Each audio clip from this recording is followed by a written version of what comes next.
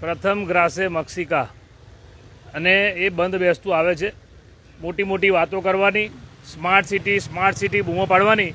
આ વડોદરા શહેર તો સ્માર્ટ ના થયું, પરંતુ આ કોર્પોરેશનમાં બેઠેલા ભાજપના સત્તાધીશો કરપ્શન કરવામાં સ્માર્ટ થઈ ગયા છે.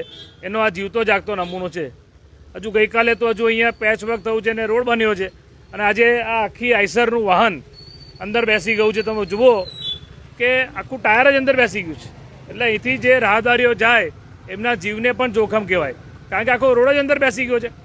આપણે જ્યાં ઊભા છે આ અલકાપુરીનો વિસ્તાર છે, કુંજ સોસાયટીનો એકદમ ક્રીમ એરિયા અને પોજ વિસ્તાર કહેવાય. મોટા મોટા માલે તુજારો અહીંયા રહે છે. એ જગ્યા પણ એટલે ગરીબોને હેરાન કરવાના, બધાને માલે તુજારોને હેરાન કરવાના.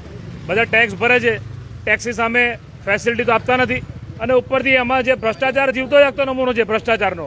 એટલે જે બૂમો પાડે છે વિકાસ નહીં, આ વડોદરાનો વિનાશ કરી નાખ્યો.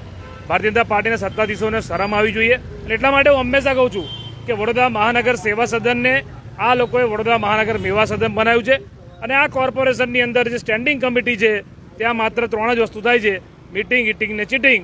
આ એનું ઉદાહરણ છે.